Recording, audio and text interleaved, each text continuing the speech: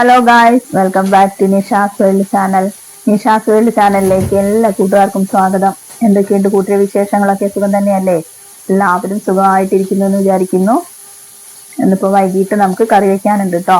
അയിലാണ് കിട്ടിയിട്ടുള്ളത്. അയില നന്നാക്കി ക്ലീൻ ചെയ്തു കറി വെക്കാന്ന് വിചാരിച്ചു.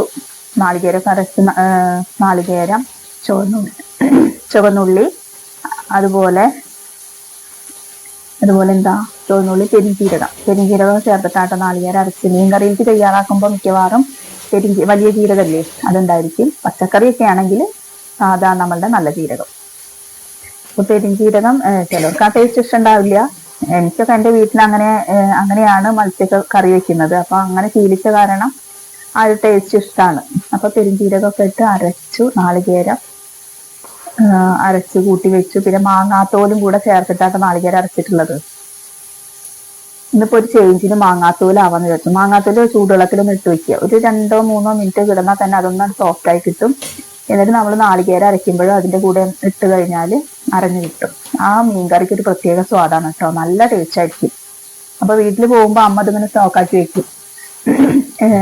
നല്ല മാങ്ങകൾ ഉണ്ട് അവിടെ. അപ്പൊ വേനൽക്കാലത്തൊക്കെ ആ മാങ്ങ വീണതൊക്കെ ഇങ്ങനെ ചെറിയ കഷ്ണങ്ങളാക്കി നുറുക്കി ഉപ്പ് ചേർത്തിട്ട് ഇങ്ങനെ ഓലയിലിട്ട് ഉണക്കിയെടുക്കും. അപ്പൊ ആ ഉണക്കിയിട്ട് സൂക്ഷിച്ചു വെച്ചിട്ടുണ്ടെങ്കിൽ നമുക്ക് എത്ര കാലം വരെ അതിരിക്കും. അതുകൊണ്ട് അച്ചാർ ഉണ്ടാക്കാം, അങ്ങനെയൊക്കെ ചെയ്യാം. പക്ഷെ എനിക്ക് ഏറ്റവും കൂടുതൽ ഇഷ്ടം മീൻകറിയിൽ ഇടുന്നതാണ് കേട്ടോ. നമ്മൾ കുടംപുളിയൊക്കെ ഇടുന്ന പോലെ തന്നെ മാങ്ങാത്തോല് ഇട്ട് കഴിഞ്ഞാൽ പ്രത്യേക സ്വാദാണ്. അങ്ങനെ അതൊക്കെ ഇട്ട് അരച്ചു വെച്ചിട്ടുള്ള കറിയാണ് കേട്ടോ. പിന്നെ മീൻകറി വെക്കാൻ എല്ലാവർക്കും അറിയാലോ, അയിലക്കറിയാണ്. പിന്നെന്താ, മുളകും മല്ലി മഞ്ഞളും എല്ലാം ചേർത്ത് തക്കാളി, പച്ചമുളക്, കറിവേപ്പില, ഉപ്പ്, പുളി ഇതെല്ലാം പുളിക്ക് പകരം നമ്മൾ മാങ്ങാത്തോല് ചേർക്കുന്നു മാത്രം. അങ്ങനെ എല്ലാം ചേർത്ത് ഒരു അടുപ്പത്തും വെച്ചു. പിന്നെ അതുപോലെ കായം തേച്ചിട്ടും നമ്മൾ മസാല തേച്ചിട്ട് വറക്കുന്നതിനായിട്ടുള്ള മാറ്റി വെച്ചിട്ടുണ്ടായിരുന്നു. കുറച്ചെടുത്ത് ഇപ്പൊ വറുത്തു. ഇനി ബാക്കിയുള്ള ഫ്രിഡ്ജിൽ വെക്കുകയാണ്, കാരണം നാളേക്ക്. അങ്ങനെ അത് ഫ്രൈ ചെയ്തെടുക്കുകയാണ് കേട്ടോ.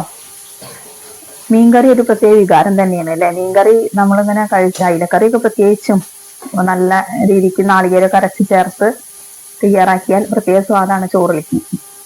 ഇത് കാണുമ്പോൾ പിന്നെ എല്ലാ ഡയറ്റും നമ്മൾ വിട്ടുപോകൂട്ടാ. എനിക്ക് മീൻ ഫ്രൈ മസ്റ്റാണ്. അതുണ്ടെങ്കിൽ ചോറും മീൻകറിയും ഭയങ്കര ഇഷ്ടമാണ്. എവിടെ ചെന്നാലും എന്തൊക്കെ കഴിച്ചാലും മീൻകറിയും ചോറും കഴിക്കുന്ന എൻ്റെ ഒരു മാനസിക സംതൃപ്തി വേറൊന്നിനും കിട്ടില്ല. എനിക്ക് എൻ്റെ അഭിപ്രായമാണ്. നമ്മളുടെ മലയാളികൾക്ക് അങ്ങനെയൊക്കെ തന്നെയാണെന്നാണ് വിചാരം. എല്ലാവരും അങ്ങനെ ഇല്ലാത്ത ചോറ് വേണമെന്നൊന്നും നിർബന്ധമില്ലാത്തവരും ഉണ്ട്. അങ്ങനെ ഗായ്സ്, നമ്മളുടെ മീന് ഒരു ഭാഗമായിട്ടുണ്ട്. നമുക്കൊന്ന് മറിച്ചിടാം കേട്ടോ. നമുക്കൊന്ന് തിരിച്ചിട്ടിട്ട് ഫ്രൈ ചെയ്തെടുക്കാം. ഇനി കുറേയൊക്കെ മത്സ്യം കിട്ടുകയാണെങ്കിലൊക്കെ വേറെ രീതികളുണ്ട് കേട്ടോ. നമ്മള് വാഴയിലയില് മസാലയൊക്കെ റെഡിയാക്കിയിട്ട് പൊള്ളിച്ചെടുക്കുന്ന രീതി, അത് വേറൊരു ലെവലാണ്. അപ്പൊ കൂടുതൽ കിട്ടുന്ന സമയത്തൊക്കെ അങ്ങനെയൊക്കെ ഞാൻ ചെയ്യുമ്പോൾ നമുക്ക് വീഡിയോയിൽ കാണാം. അങ്ങനെ നമ്മളുടെ നാളികേരം ഒന്ന് തിളച്ച് വറ്റി വരുമ്പോൾ മീൻകറി ഒന്ന് തിളച്ച് വറ്റി വരുമ്പോൾ നമ്മൾ മീനിന്റെ കഷ്ണങ്ങൾ, കറിയിലേക്ക് വേണ്ട കഷ്ണങ്ങൾ ഇട്ട് ഒന്നും കൂടി തിളച്ച് വറ്റി ആ കഷ്ണങ്ങളൊക്കെ ഒന്ന് വെന്ത് വരുമ്പോൾ നമ്മളുടെ കറി ഇവിടെ റെഡിയാവും.